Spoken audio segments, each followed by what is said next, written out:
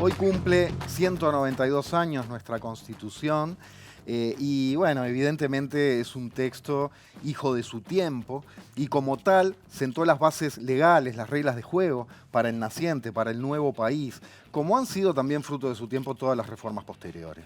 En la actualidad, mientras Chile debate la aprobación o no de una nueva constitución, en Uruguay, en nuestro país, FANCAP plantea la necesidad de una reforma de nuestra Carta Magna. ¿Cómo fue todo aquel proceso histórico, político de la banda oriental en 1830? ¿Cómo es la discusión hoy en Chile? ¿Y cuál es esta idea de reforma para el presente Uruguay? Hoy en la letra chica, Constitución. ¿A medida de quién?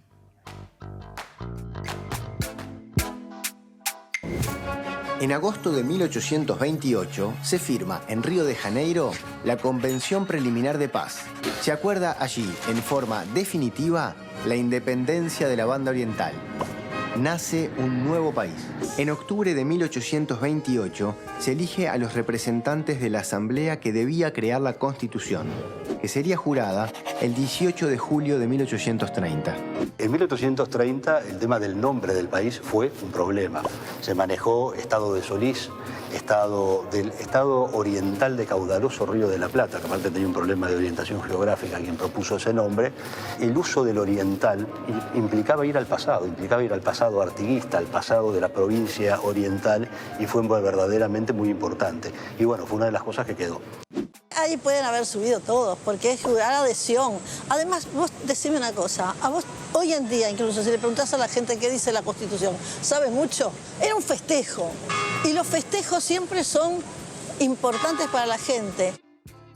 Fue un momento de unanimidad de los patricios, ¿no? Es decir, el sector más importante de esta zona trató de acordar, bueno, un proyecto legal para el país. Era una constitución, como se dice, censitaria, excluyente, pero ya republicana, ¿no? Entonces, bueno, tenía cosas que son una matriz para el país y otras que después fueron evolucionando.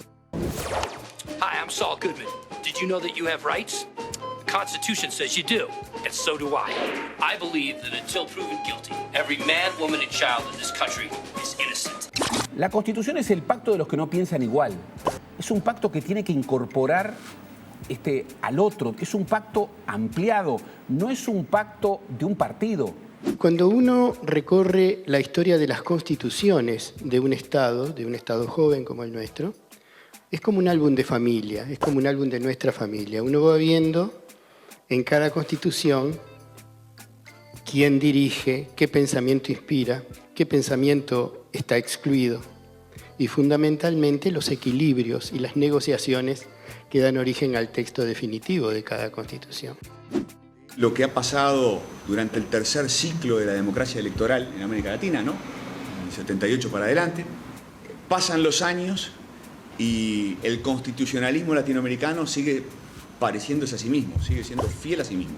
Sobre todo en lo más importante, como dice Gargalera, en el corazón de las constituciones, en la sala de máquinas, ¿no? Que es la cuestión de cómo se distribuye o no el poder.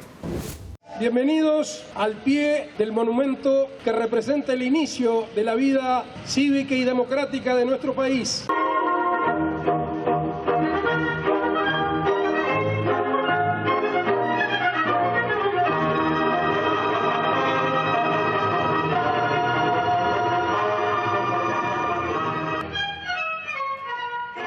Buenas noches, ¿cómo les va? Esperamos que estén teniendo un buen 18 de julio. ¿Qué dicen? Esto es La Letra Chica. Maite Sarasola. ¿Cómo anda, Temponi? Muy bien. ¿Contento con este programa? Muy contento. Pues estaba entusiasmado. El tema Constitución como que me puede, me parece que hay mucho para rascar ahí y a nivel ciudadano enriquecernos y pensar el futuro. Bueno, y por eso vamos con un entrevistado en este primer bloque que además se venía riendo bastante en el tape, así que...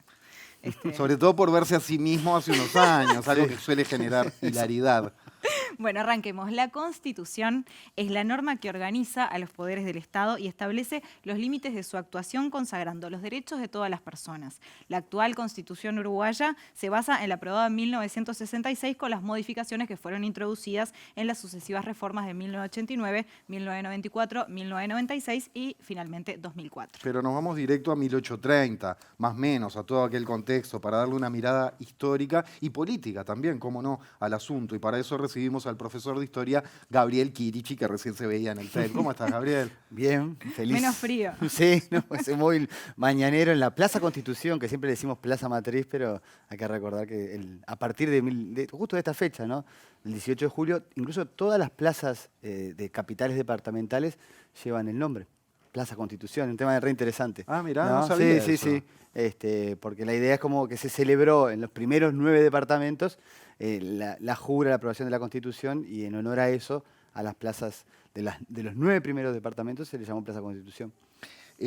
Claro, de los 9 primeros porque eran 9. Claro, de ahí la franja de la bandera también. Claro, estaba ¿no? Paysandú, que era gigante, ¿no? Claro, Que era Paysandú enorme. es un caso bien interesante de todo ese norte de nuestro actual Uruguay-Río Negro, que era una unidad geoeconómica y cultural, bueno, donde fue la base del artiguismo en gran medida y que tenía, digamos, diferencias interesantes con el sur. Entonces, bueno, de una unidad administrativa en conjunto. Después se fueron viendo particularidades, Salto, Tacuarembó, incluso, bueno, el departamento de Rivera se va a crear mucho después, ¿no? 30 años después, con la presidencia de Berro, es decir, una zona re interesante del país. Recién ahí decía Garcés algo de sala de máquinas, el término sala de máquinas en cuanto a cómo se reparten los poderes, o el poder, cómo se reparte el poder, plasmado en una constitución. Empecemos por ahí. ¿Fue una constitución de patricios para patricios? Para Patricio Rey. No, creo que eso es una interpretación. En tal que se ha caso, dado. ¿qué derechos tenían sus redonditos de ricota? Exacto, varios.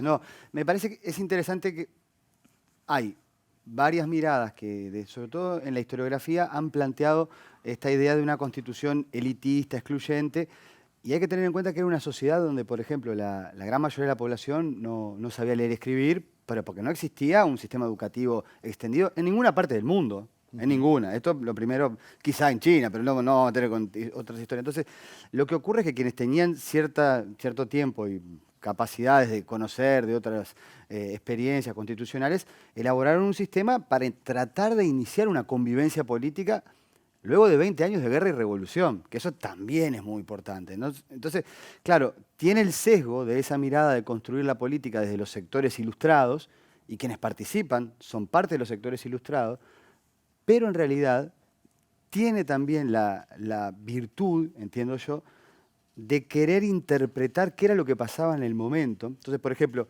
la Constitución establece que para poder votar uno tiene que saber leer y escribir, ¿no? Pero esa disposición se deja en suspenso, lo dice el propio texto, por 10 años. Recién en 1840 el analfabetismo va a ser un causal de suspensión de la ciudadanía. Hasta 1840, saber leer y escribir, no importa, la persona se puede anotar como ciudadano y votar. Esto estuvo muy discutido en la Asamblea Constituyente, y lo que planteó sobre todo Miguel Barreiro fue, bueno, en realidad hay un conjunto muy importante de patriotas, o sea, gente que luchó en la revolución, en el medio rural, que dieron su sangre por el país, etcétera, pero que además estaban politizados, que participaban en la vida activa, que van a querer votar. Dejémosle participar, ¿no? En 10 años se verá, porque incluso 10 años era el plazo que tenían también Argentina y Brasil para poder intervenir en este Estado que recién estaba viendo si tenía posibilidad de ser viable, ¿no? Entonces, hay diferentes elementos en donde análisis, yo creo que más cuidadosos sobre el contexto de la Constitución, muestran cómo, obviamente que es un régimen desde el patriciado, pero que tiene en cuenta que es una sociedad que no es solo patricia y que hay que gobernarla toda.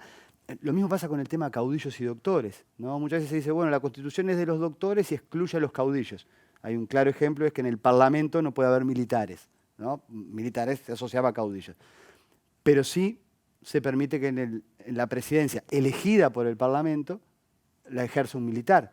E incluso los departamentos van a tener un doble poder. O sea, un departamento va a estar gobernado por un jefe político, notoriamente hasta el concepto es militar jefe, y después los alcaldes van a ser elegidos de forma local, ¿no? Entonces, ¿qué pasa? El presidente puede designar a los jefes políticos. Entonces, hay un análisis que es muy bueno de Ana Frega, ¿no? Que dice, bueno, en realidad lo que estamos viendo es cómo los sectores ilustrados civiles saben que precisan de la participación de los jefes militares que conocen el medio rural y a quienes han participado en las luchas para efectivamente ejercer la autoridad del Estado que se estaba creando, que no tenía ni juzgados ni nada. Entonces, ahí yo creo que hay como, por lo menos en la actualidad, miradas más comprensivas, que esto no quiere decir que la Constitución sea perfecta ni sea ideal, pero que no fue un texto donde los patricios en una burbuja quisieron gobernar un país y estaba totalmente alejado de la realidad, ¿no? Y eso creo que es interesante observarlo hoy.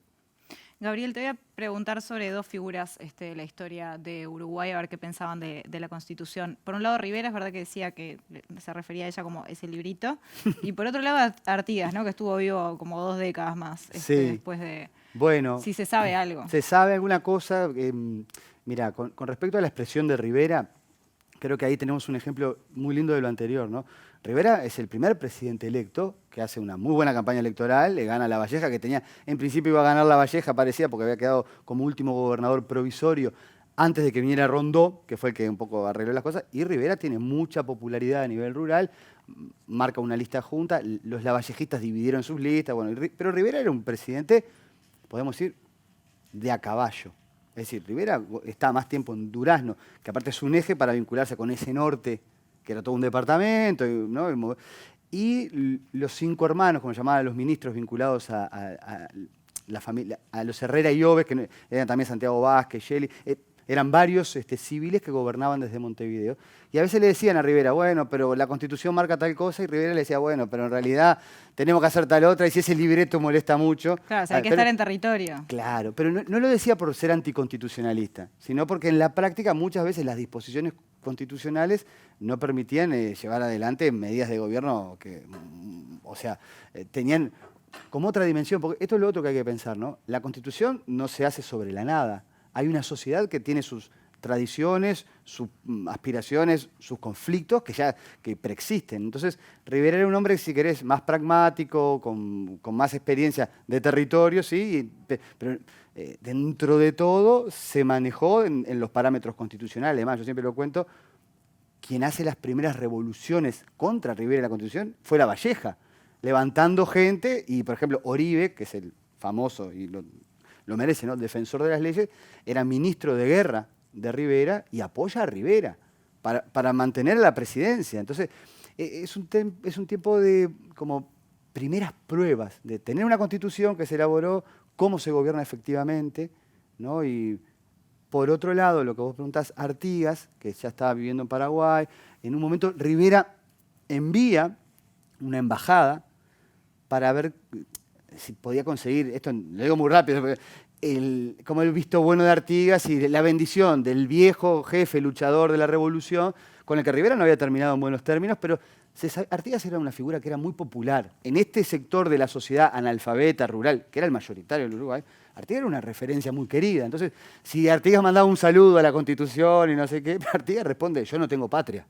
No, es una respuesta más dura Fuerte, ¿eh? para los nacionalismos muy cerrados, ¿no? Se entiende que Artigas lo que quería era una federación, Claro. no es que rechace la Constitución así. Claro, la Constitución, dentro de las cuestiones artiguistas, lo único que queda como reflejo es el nombre oriental del Uruguay, que hace referencia a la región, pero es un pedacito de tierra separado de la federación. Entonces, Artigas no le dio no le dio el visto bueno, tampoco le dio el visto bueno porque estaba Rivera, creo yo, que ahí había un poco de rencor, ¿no? Hablabas del contexto, hoy deslizabas esto, ¿no? Del contexto y que se venía de revolución y después, bueno, recordemos que tuvieron los ingleses, los portugueses, todo en muy poco tiempo. Uno mira para atrás y fueron 20 y pocos años hasta tener constitución. ¿En qué crees que pesa eso? ¿Pesó para el contexto histórico, para la constitución y para su aplicación? Incluso que decías, fue en algunos casos muy respetuosa del texto y en otros más laxa. Bueno, ahí son varias cosas, Jorge. Yo lo que diría es tener en cuenta primero que a nivel mundial había muy pocas experiencias de constituciones duraderas. O sea, había, por ejemplo, casos... El más cercano al territorio nuestro había sido, en principio, la Constitución Española de 1812, que en un momento hasta en Montevideo los españolistas liberales estaban de acuerdo, después vino Fernando VII y volvió un absolutismo horrible para la famosa Pepa, ¿se acuerdan la canción Pepa. Viva la Pepa? Viva la Pepa y el vino Carlón. Exacto. Era porque celebraron la Constitución cuando nace la Constitución en Pero España. quedó en el, digamos... No lo viví, Sarasola, me contaron. Temponi tiene Me quedó varios mirando viajes diciendo temporales. lo que es haber Temponi, vivido. ¿no? Aquí lo tenemos. 1812, claro. 1812 lo vivió. Tanto no. Pero ponele, también había estado la Constitución de Rivadavia en 1826 para las Provincias Unidas, que todavía no tienen ese nombre, que todas las provincias federales se levantaron en contra y no duró nada. ¿No? O sea, hacer una constitución era un proyecto. Estaba la de Estados Unidos. Bueno, en la vuelta. podía ser una referencia, pero una constitución federal que era fruto de un arreglo entre estados, excolonias, con realidades muy diversas, esclavismo en el sur, más desarrollo comercial e industrial en el norte, pero en el caso de Uruguay, que es una novedad, el texto surge a partir de que, bueno, se dio una guerra muy compleja entre las Provincias Unidas, el Imperio de Brasil, la mediación británica.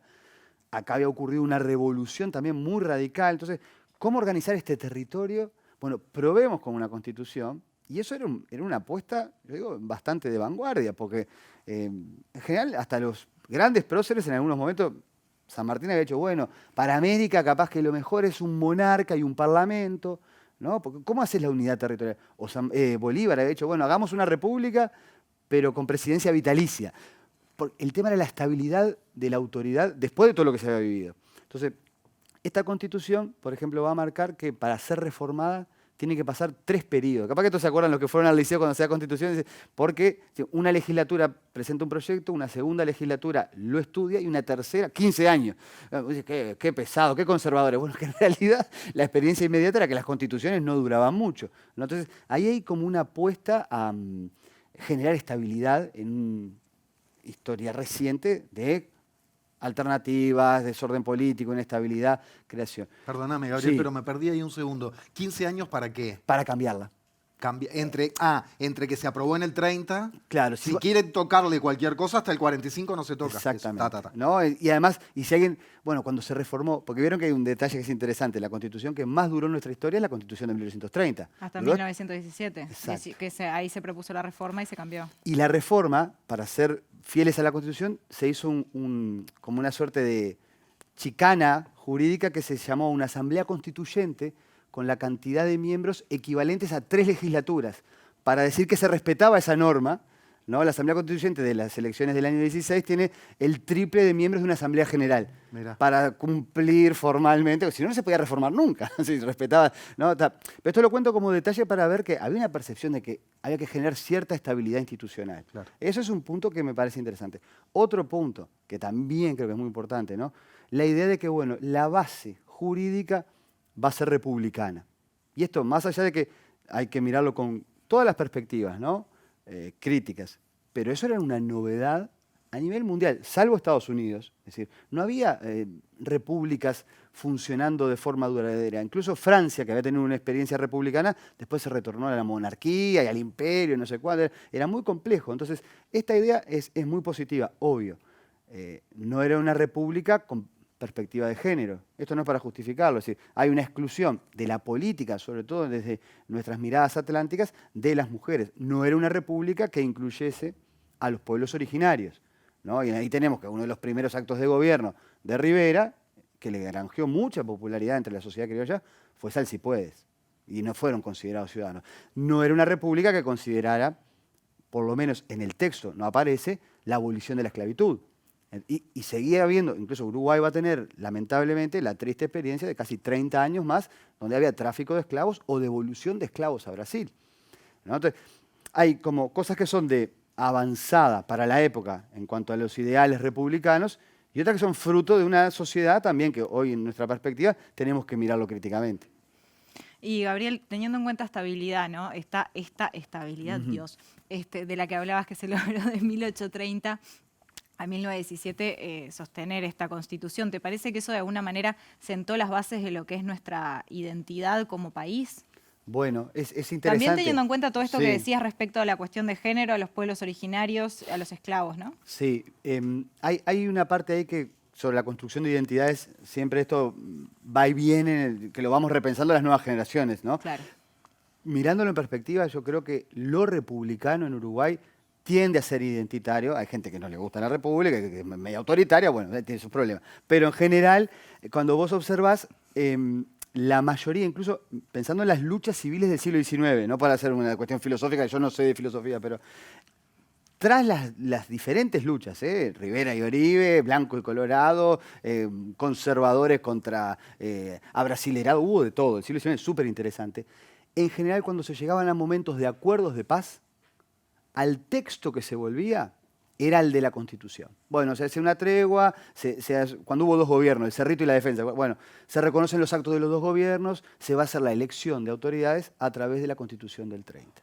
Entonces, incluso hubo un partido intermedio entre blancos y colorados en el siglo XIX que se llamó Partido Constitucional, que lideraron varios doctores que decían, bueno, mantengamos a la Constitución como un elemento, más allá de las divisiones que tenemos, era como, digamos, el mínimo común denominador de coexistencia política. Yo creo que por eso se mantuvo. No quiere decir que la Constitución se aplicara en todo, eso sería, ¿no?, imposible, ¿no? Pero en realidad era un texto de referencia a partir del cual, bueno, pensemos, los últimos levantamientos de guerras civiles rurales con Saravia fueron reclamando que se aplicara bien la Constitución, ¿no? Entonces, esas cuestiones me parece que hicieron a lo largo del tiempo, me parece que más allá de esa mirada, que sobre todo creo que empezó a darse en los años 60, 70, que era una constitución patricia, es decir, dejó otro sedimento más interesante para la convivencia política. Insisto, incompleto, todavía racializado y patriarcal. Sobre eso tenemos que seguir trabajando al día de hoy e incorporarle nuestras miradas. Pero eso no quiere decir que todo era todo al revés, ¿no?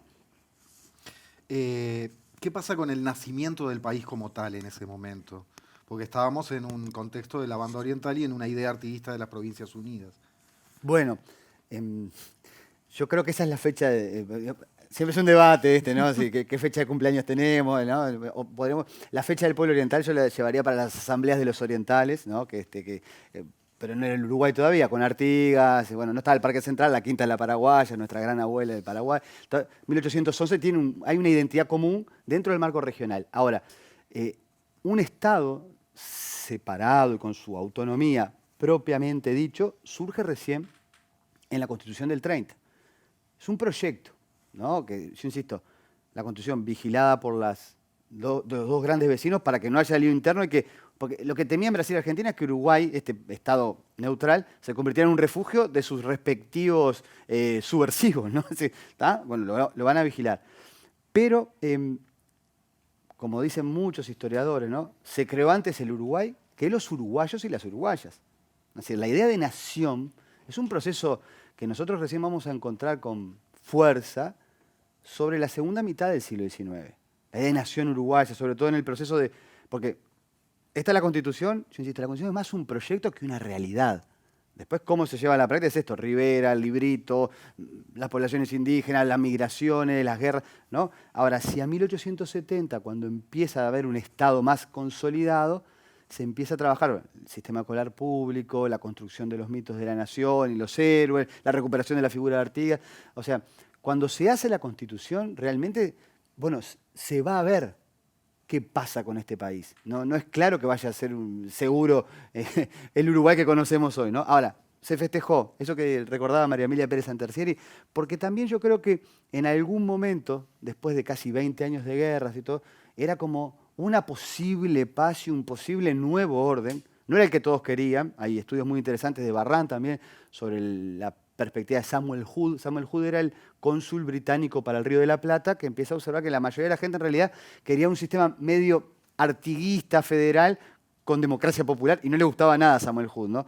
Lo que terminó surgiendo fue este Estado neutral, un poco patricio, pero con acercamiento a las realidades rurales, y que, bueno, por lo menos iba a haber paz. Por eso hubo 3 días de fiesta. O sea, el 18 de julio, cuando ven el cuadro, antes estaba el billete de 5 pesos, ahora no sé dónde está, pero claro, hay como 3 tablados montados ahí, después bailongo y todo eso, pues bueno, un poco se acababan las guerras también, ¿no? Entonces, yo creo que eso también es un momento que marca un antes y un después. Volvieron otras guerras, es cierto, ¿no? Pero ya había una base distinta sobre la que después se volvió a negociar. Y eso creo que a la larga le da como un plus para reencontrarnos identitariamente con la Constitución del 30, que no quiere decir que sea perfecta, justamente está bueno estudiarlo así para saber que, bueno, que la historia tiene imprecisiones, tiene cosas que no deja a todo el mundo contento, que es fruto de conflictos, ¿no? Pero también que hay veces que se logra constituir alguna institucionalidad que se proyecta más a largo plazo y eso hace historia, ¿no? Hace un rato hablabas del nombre de Uruguay. ¿Por qué tenemos hasta República metido en el nombre? Porque también hablaste de la figura de la República. Sí, ¿no? Bueno, en realidad los nombres de los países es todo un tema precioso, ¿no? Yo ahí recomiendo un trabajo donde también participó Ana Frega sobre los nombres de los países en América Latina. Claro, la discusión en nuestro territorio, el gentilicio, ¿cuál es? ¿no? Yo siempre, a mí me gusta mucho Dolina, por ejemplo, entonces Dolina, viste que siempre enfatiza, voy a la República Oriental, ¿no? Y decir, los orientales, Borges también Muy decía, borgiano, ¿no? eso te iba a No, decir, los muy orientales es porque hay una hermandad rioplatense de las que somos parte, ¿no? Y, por ejemplo, toda la gente del litoral lo sabe muy bien, ¿qué somos? Somos del Río de la Plata, ¿no? Y somos los del lado oriental. Ahora, orientales era un gentilicio que se asoció mucho también a la Revolución Oriental, al federalismo, al artiguismo. No era del todo querido, por ejemplo, en sectores porteños o en sectores también abrasilerados. Había personas acá con mucha cabeza política que decían, bueno, en realidad, para construir un Estado lo mejor sería recostarnos al imperio de Brasil, porque nos va a dar estabilidad. Entonces, lo oriental no les gustaba mucho tampoco, ¿no? Entonces, cuando se viene a discutir el nombre, en general, los nombres de los países tienen alguna otra historia, pero si vas a crear un Estado, bueno, ¿qué nombre le ponemos?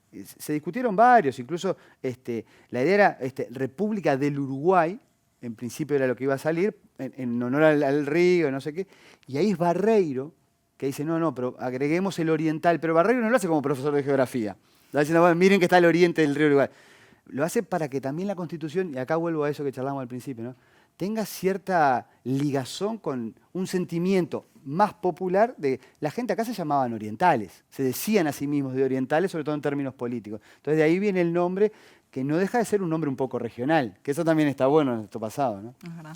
Para cerrar, Gabriel, porque bueno, fueron muchas las reformas después y ya en el siglo XX, como decíamos, las reformas.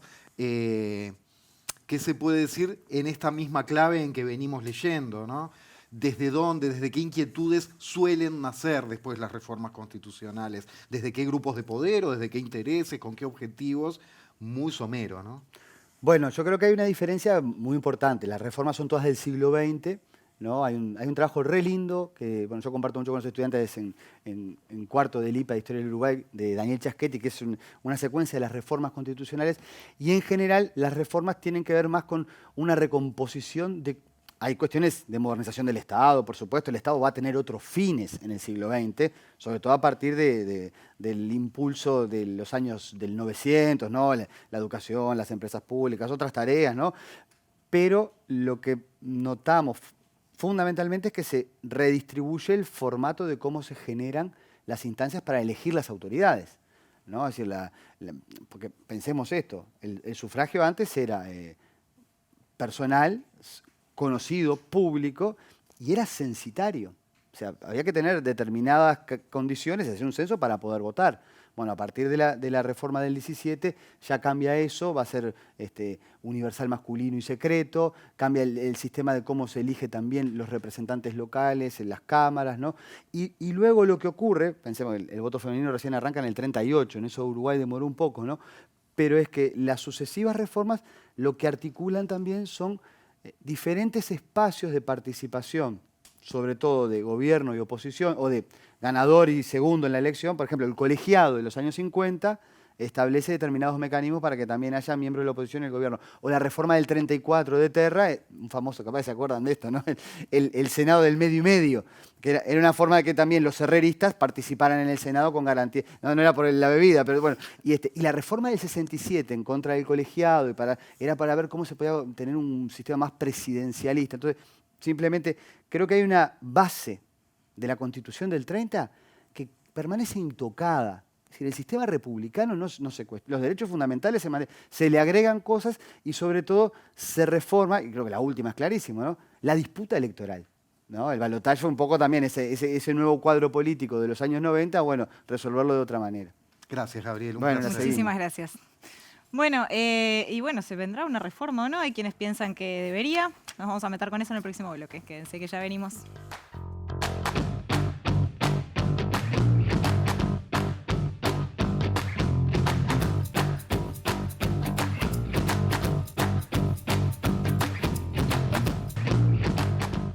La coordinadora de sindicatos de ANCAP ha denunciado un desmantelamiento de las empresas públicas y pide discutir una posible reforma constitucional que las tenga en el centro de la discusión. Para hablar sobre esto es que recibimos al presidente del sindicato de ANCAP, a Gerardo Rodríguez. Buenas noches, bienvenido. Hola, buenas noches, muchas gracias por la invitación. Por favor. Bueno, empecemos a hablar de esto entonces porque el gremio se ha movilizado, el gremio de ANCAP, digo, y la coordinadora de sindicatos de ANCAP, como respuesta a esto que marcan como, entre comillas, lo pongo entre comillas, digo, políticas de privatización que se han realizado en torno al ente público. Entonces, antes de hablar de ideas de reforma y cómo afirmar en la Constitución ciertos derechos públicos o servicios básicos, ¿cómo es esta idea de que se está trabajando en cierto tipo de privatización o en cierto nuevo tipo de privatización? Nosotros entendemos que hay una nueva forma de privatización de las empresas públicas que tiene que ver con una privatización endógena, que es incluir en la gestión de las empresas públicas formas de gestión privada, digamos. Y eso hace que, bueno, se la mire con una mirada economicista, valga la redundancia, y que no se ponga el énfasis en lo que para nosotros debería ser, que es promover el desarrollo social, productivo y humano, digamos, dentro de un desarrollo integral de las empresas públicas y de un desarrollo nacional que tenga que ver con el centro en el que tú decías, el de brindar servicios públicos esenciales y que llegue, digamos, a la inmensa mayoría de los uruguayos independientemente del poder de compra que tenga. ¿Y eso lo ven en decisiones empresariales o directamente en reestructuraciones? Bueno, en decisiones que tienen que ver, por ejemplo, hace pocos días nos enteramos del proyecto Neptuno en OCE, que es, digamos, una planta potabilizadora que se hace bajo el derecho privado. La privatización en Antel en todo lo que tiene que ver con la fibra óptica y los servicios de Internet. En ANCAP, todo lo que tiene que ver con la privatización de la industria cementera. Ahí nosotros vemos que se está cambiando un poco la esencia de las empresas públicas y vaciándolo de su contenido. Lo que te decía, una forma diferente de privatización que ya no pasa por una propuesta lisa y llana de privatizar, como era en la década de los 90, ya sino no es la misma estrategia, digamos. un vaciamiento de la esencia de las mismas. De la identidad. Y sí, del cometido para el que fueron creadas. De ahí reforma de la Constitución, ¿cómo? Digamos, ¿cuál es la idea? Bueno, en realidad, estaba escuchando en el bloque anterior, la verdad que era muy rico el debate, porque uno aprende mucho sobre eso, que es la Constitución, ¿no? Y bueno, a partir, digamos, de esa superestructura jurídica sobre la que se asientan derechos y libertades ciudadanas y también las diferentes formas del poder en la sociedad, definir, digamos, en lo que tiene que ver con las empresas públicas, cuál debe ser el rol social de las mismas. Pero esa es una mirada muy concreta de los sindicatos que tenemos que ver con las empresas públicas. En una reforma de la Constitución va mucho más allá de eso y también, digamos, en el bloque anterior ustedes hablaban, el texto de la última Constitución de la Constitución de 1830 es hija de su tiempo. Bueno, la Constitución que hoy tenemos vigente, más allá de las reformas que se han hecho, es hija de su tiempo, del año 67, en una época muy convulsionada, muy particular, donde tiene incluida, digamos, todas las particularidades de esa sociedad patriarcal, machista, y en lo que tiene que ver con los derechos, digamos, y libertades ciudadanas, bueno, nosotros pensamos que tenemos que ir a una Constitución de nuevo tipo, de nuevo tiempo. Hace pocos días, en un acto de la coordinadora de sindicatos de ANCAP, hablábamos, por ejemplo, de lo que tiene que ver con la nueva energía. Nosotros decíamos, bueno, vamos hacia una producción de hidrógeno para sustituir todo lo que tiene que ver con los combustibles fósiles. Y en un tiempo en donde la energía va a ser, digamos, mucho más amigable con el ambiente, donde se va a producir hidrógeno que va a surgir del agua, del aire y del viento, porque es de la energía eólica y del agua, que va a sustituir, digamos, esa energía que depende de los combustibles fósiles. Bueno, ante esos cambios radicales, ¿cómo nos paramos y cómo se gestiona esa nueva geopolítica energética? ¿Cuál va a ser el rol de Uruguay en eso? ¿Y cuál va a ser el beneficio que le va a llegar, digamos, a la gente? Porque esto decimos, bueno, hoy en día somos un país chiquito, dependiente, dependemos de los combustibles fósiles, del petróleo. Uruguay no es productor de petróleo, pero en una nueva geopolítica, donde Uruguay produzca el hidrógeno, esa nueva energía, ¿no? ¿Qué le queda para el país?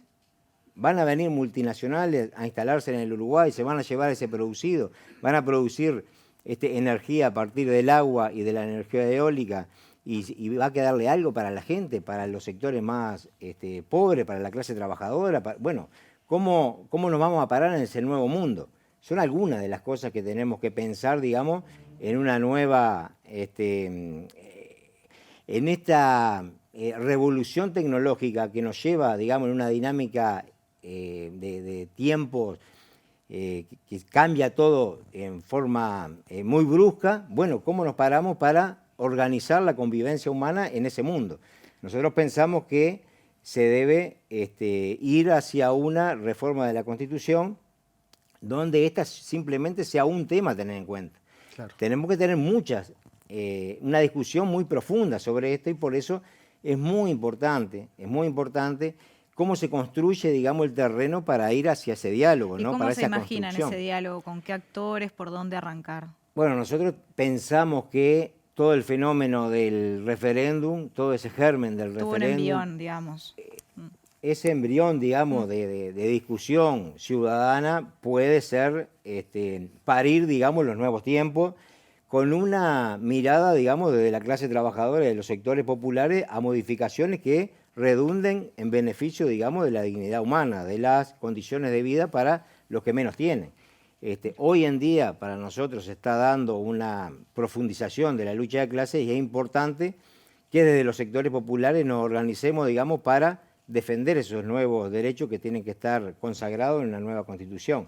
Por eso te decía, es mucho más amplio que el tema de la energía o el tema de lo que tiene que ver con las empresas públicas, sino que, bueno, abrir, digamos, una discusión en el campo popular que trascienda incluso al movimiento sindical. En el último congreso del PIT-CNT, nosotros hablamos de un Congreso del Pueblo o un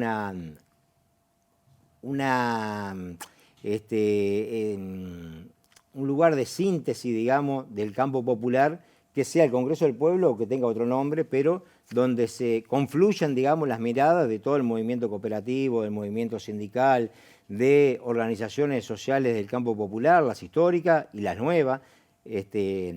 Todo esto que surgió o que de alguna manera se reagrupó en torno a lo que fue el referéndum, bueno, fortalecer lo que es la intersocial, y desde ahí, desde los diferentes territorios, digamos, con agendas que tengan que ver con el entorno de esas intersociales, pero también con una agenda nacional donde se pueda avanzar en un programa, en una plataforma popular, nacional, que tenga en el centro el acceso a la vivienda, el trabajo, el salario. Bueno, a partir de ahí poder ensanchar, digamos, esa construcción y tener, digamos, la base para poder impulsar una reforma de la Constitución que tenga en el centro lo que te decía, la lucha de los derechos por la dignidad humana. Plazos ni hablar todavía, estamos hablando de un germen, de una idea.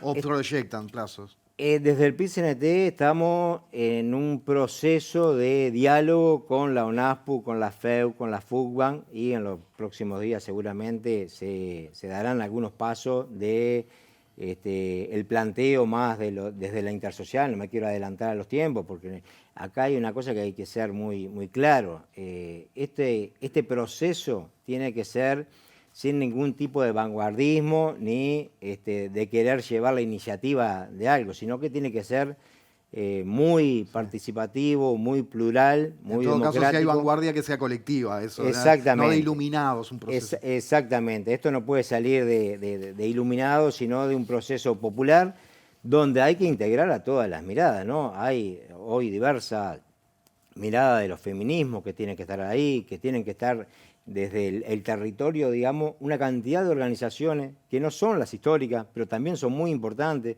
que se manifiestan de otra manera, que militan de otra manera, que tienen... Bueno, todo eso tendremos que tener la capacidad para abonar el camino, digamos, para que esta posibilidad tenga, digamos, que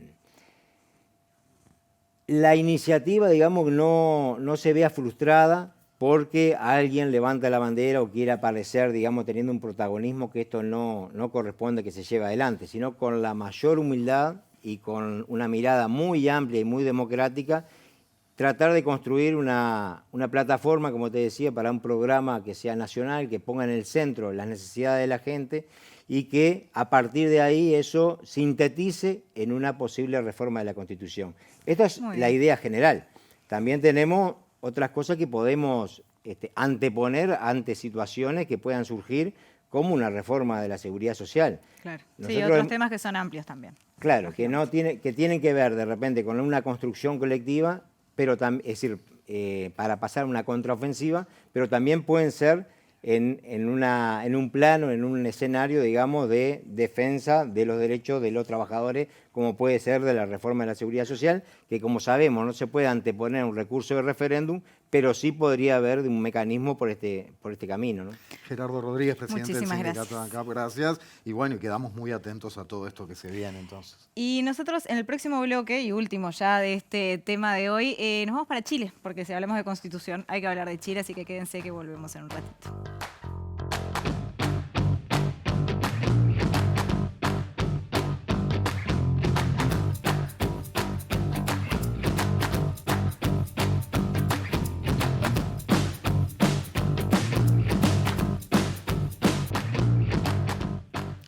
Casi 3 años después, digo ya en el último bloque de La Letra Chica sobre Constitución, casi 3 años después del estallido social que conmovió a Chile, se conmovió Chile en las calles y toda América Latina a partir de eso, y el mundo, por supuesto, miró hacia allí.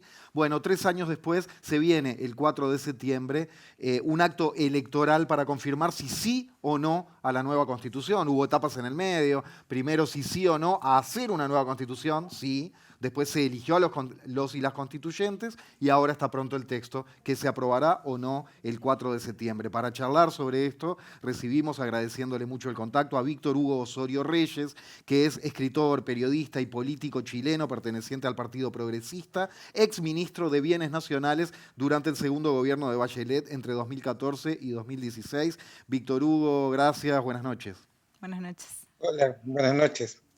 Víctor Hugo, para arrancar, ¿por qué considerás que realmente fue posible que se gestara esta cuestión de aprobación o no de una nueva Constitución, pero que sí que se empezara a materializar de alguna manera? ¿Qué rol tuvieron las salidas a la calle, todo lo que fue esa revolución que vivió Chile, para que esto efectivamente se pudiera llevar adelante, ¿no? Esta consulta popular? Bueno, lo primero que habría que señalar es que la salida a la dictadura en Chile fue una salida de carácter intrasistema, una salida pactada, una salida negociada, que lo que hizo fue posibilitar que los militares se retiraran desde posiciones de gobierno y se mantuviera en pie la Constitución y en general la institucionalidad que había impuesto la dictadura. Eso es el rasgo distintivo de la transición, denominada transición que Chile experimentó desde 1990. Y a partir del 18 de octubre del 2019, lo que ocurre es que la ciudadanía se rebela contra la preocupación del pacto de la transición y por lo tanto lo que demanda es el establecimiento de un nuevo pacto social, lo que debe realizarse por consiguiente una nueva constitución. Entonces, a propósito de su pregunta, el llamado estallido social o revuelta social es la base principal de origen al proceso constituyente en Chile. Eso es un hecho incuestionable. Si la ciudadanía no hubiera salido de forma multitudinaria a las calles a lo largo de todo Chile y durante un periodo muy prolongado de tiempo, las élites políticas y económicas del país no hubieran estado disponibles para abrirse paso a un proceso constituyente. Este proceso constituyente es arrancado de la élite política y económica del país por la ciudadanía en las calles. Evidentemente, ese es el origen de este proceso. Bien, te voy avisando, Víctor Hugo, que tenemos pequeños entrecortes en la comunicación. Te hemos entendido bien todo el contenido, por eso no te hemos interrumpido. Te propongo ver ahora al presidente Gabriel Boric la semana pasada hablando del momento que se vive, de la discusión ciudadana sobre esta nueva Constitución, y seguimos conversando contigo. Boric.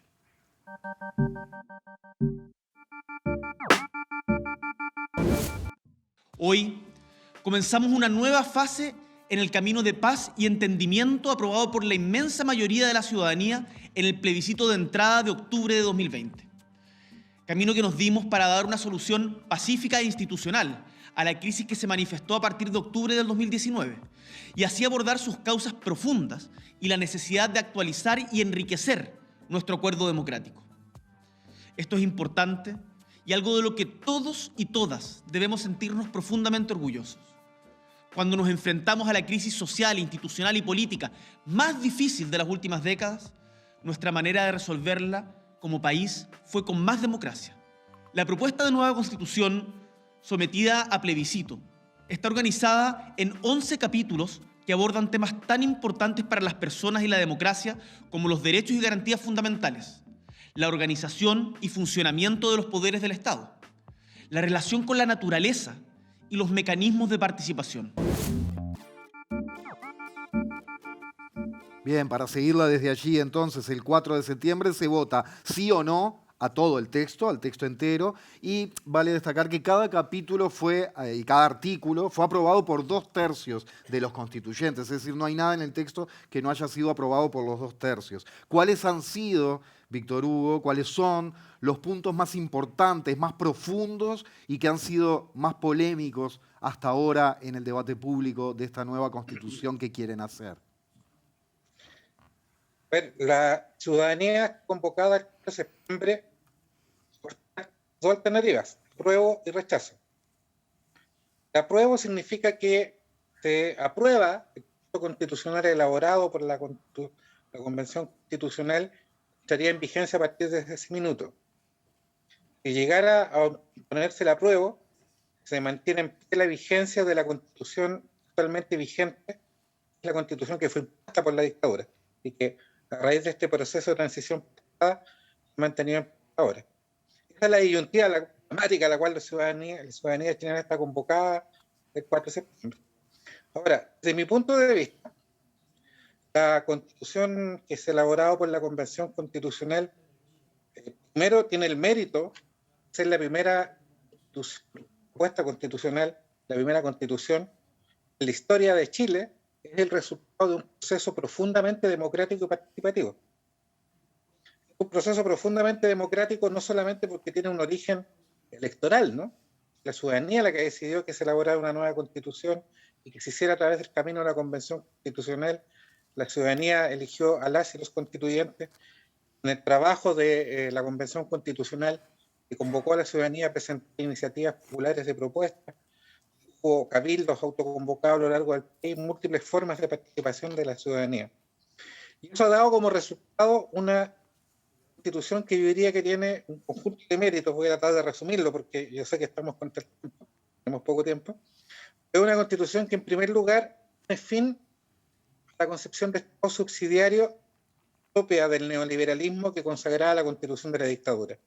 Y en su reemplazo lo que establece que Chile es un Estado social y democrático de derechos. En segundo lugar, es una constitución que define nuestra democracia como de carácter paritario y nacional. Por lo tanto, se hace cargo de la inclusión de nuestra diversidad y particularmente de los grupos sociales que han sido históricamente postergados en nuestra sociedad, como las mujeres, la diversidad sexual, los pueblos originarios. En tercer lugar, es una constitución que profundiza la democracia.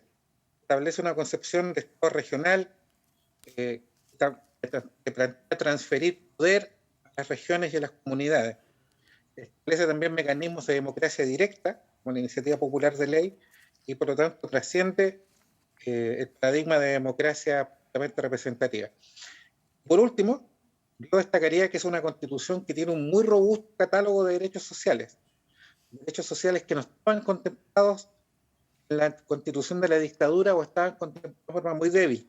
Entonces, esta es una propuesta constitucional que garantiza el derecho social a la salud, a la educación, a la vivienda, a la seguridad social, al trabajo.